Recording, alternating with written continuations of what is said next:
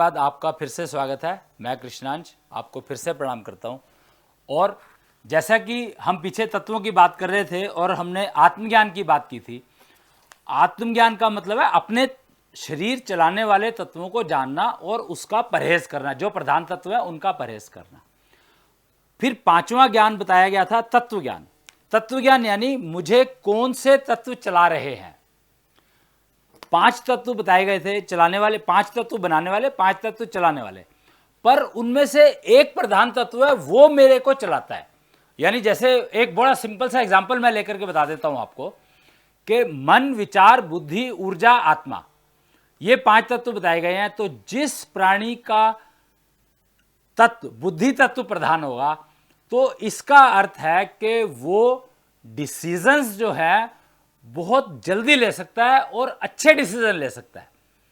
उसका मतलब उसकी ये कैपेबिलिटी बाय बर्थ है कि उसकी डिसीजन मेकिंग कैपेबिलिटी बहुत बढ़िया होगी। जैसे आप देखते होंगे अपने रोजमर्रा के व्यवहार में, कोई कोई दोस्त ऐसा होता है जो कोई भी अगर सिचुएशन आती है तो उसके अंदर कोई डिसीजन लेना होता है तो उनमें से कोई एक बोलेगा यार ऐसा करके देख लो। तो वो क्यों है? क्योंकि उसका बुद्धि तत्व प्रधान है, तो वो डिसीजन लेने में उसको हमेशा आगे रहेगा। वो हर एक कंपैरिजन में, हर एक के कंपैरिजन में रहेगा ही रहेगा, क्योंकि वो बाय बर्थ उस क्वालिटी को लेकर आया। वो कहते हैं ना गॉड गिफ्टेड है। तो ये 5 तत्वों में से जो एक प्रधान तत्व है उसी को गॉड गिफ्टेड तत्व बोला जाता है। तो वो तत्व अगर आपको आपका पता लग जाए तो फिर आपका कैरियर जो है पक्का हो गया, क्योंकि जिसका बुद्धि तत्व प्रधान है तो उसको हमेशा ऐसी जगह पे खड़ा करना है जहां पर अर्ली वार, अगर कोई नेचुरल कैलेमिटी होने वाली है या कोई एक्सीडेंट होने के चांसेस हैं जहां पर, वहां खड़ा कर दो उसको। तो एक्सीडेंट अगर हो गया तो उस साइट को मैनेज करना उसके लिए बहुत आसान, तुरंत डिसीजन ले लेगा, अच्छा ये करो ये करो ये करो ये करो। तो वो एक्सीडेंट का इफेक्ट जो कि बहुत बड़ा हो सकता था, अगर वो कहते हैं ना कि पुलिस बहुत देर से पहुंची और इस वजह से ये जो है संभाल नहीं पाए उसको, या ज्यादा लोग मर गए या हॉस्पिटल जल्दी पहुंचा सकते थे, तो वहां पर अगर बुद्धि तत्व प्रधान का आदमी पहुंच जाएगा तो वो डिसीजन, वो इंप्लीमेंटेशन ऑफ डिजास्टर मैनेजमेंट जल्दी हो जाएगा, अच्छा हो जाएगा।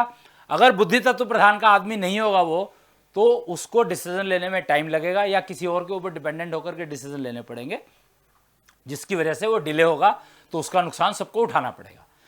तो इसलिए ये ड्राइविंग फोर्स एलिमेंट जो है, तत्व ज्ञान जो है, तत्व चलाने वाला, शरीर चलाने वाला तत्व का तत्व ज्ञान पता होना बहुत आवश्यक है। तो ये कैसे सीखे जाते हैं, ये सब सिखाने के लिए ये एक एजुकेशन सिस्टम ही नया, अब एक्चुअली एक नया एजुकेशन सिस्टम बनाया गया है जिसका नाम दिया गया है ईटीजी भारत, यानी एम्बेडेड टेक्नोलॉजी गुरुकुल।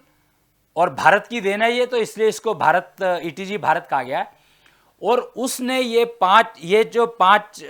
ये सिस्टम बनाया, एजुकेशन सिस्टम बनाया, उसमें 5 ज्ञान और उनको प्राप्त करने के 4 रास्ते डिफाइन किए हैं।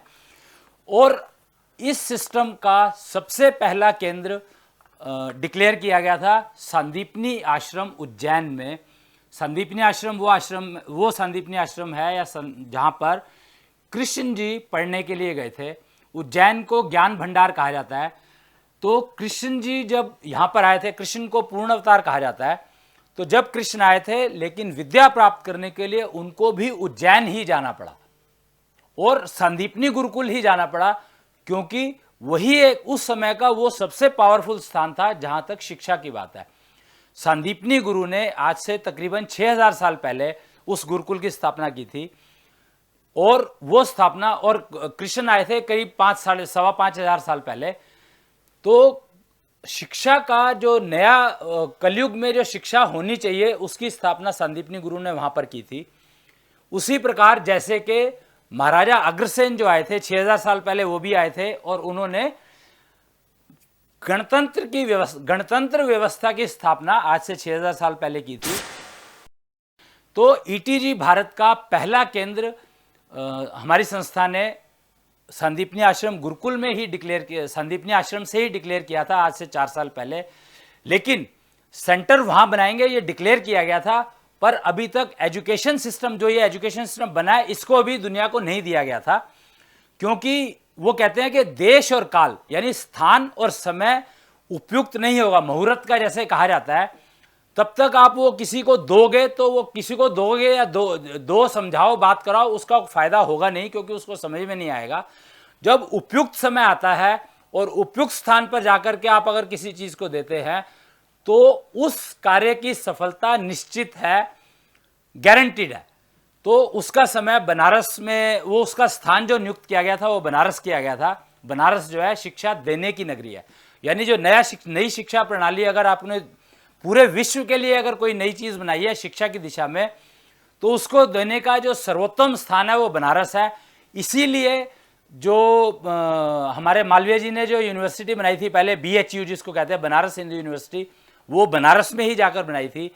तो इस शिक्षा व्यवस्था को भी 15 जुलाई 2011 में हम लोगों ने बनारस से डिक्लेयर किया और उसका वहां पर छात्र इस शिक्षा प्रणाली को समझने के लिए योग्यता प्राप्त कर सके।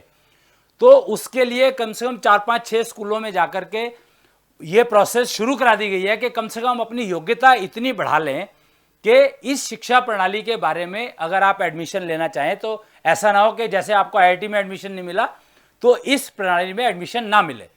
तो योग्यता बढ़ाना आपका काम है। जब आपकी योग्यता उतनी पहुंच जाएगी तो आपको इसमें एडमिशन मिल जाएगा। जो रूल, सबका स्टैंडर्ड रूल जो चला आ रहा है वही चला आ रहा है। उसके लिए हम लोगों ने जो वहाँ पर शंकराचार्य जी का गुरुकुल है वहाँ पर ये एक लॉन्च किया, इसको योग्यता बढ़ाने के लिए, तैयारी करने के लिए। और जो पब्लिक स्कूल है वहाँ पे वनिता पब्लिक स्कूल टाइप के, जो कम से कम वनिता पब्लिक स्कूल वहाँ का लीडिंग स्कूल है, वहाँ पर ये लॉन्च किया। और ऐसे ही और 5-6 स्कूल हैं जहाँ पर हम ये प्रथा शुरू करा कर आए हैं कि कम से कम अपनी योग्यता इतनी बढ़ा लो कि इस यूनिवर्सिटी या इस नए एजुकेशन सिस्टम में आपको एडमिशन मिल सके।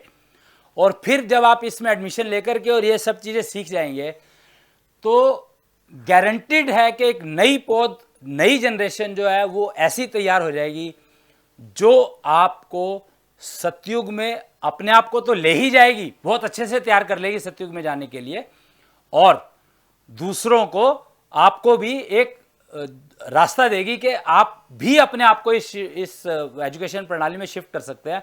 एज की कोई लिमिट नहीं है, इसमें सिर्फ आपको योग्यता बढ़ानी है। जैसे जैसे योग्यता बढ़ती जाएगी आप इसमें एडमिशन ले सकते हैं, किसी भी एज के हो, 10-12 साल से लेकर के और 100 साल, 125 साल तक। और कलयुग में 120 साल की उम्र कही गई है, तो कम से कम आपको 120 साल जरूर जीना चाहिए। उम्र पूरी करके जाएंगे तो आगे सुखी रहेंगे। आज के लिए इतना ही। अगले एपिसोड में मैं आपको और टॉपिक के बारे में बताऊंगा। तब तक के लिए प्रणाम, नमस्कार।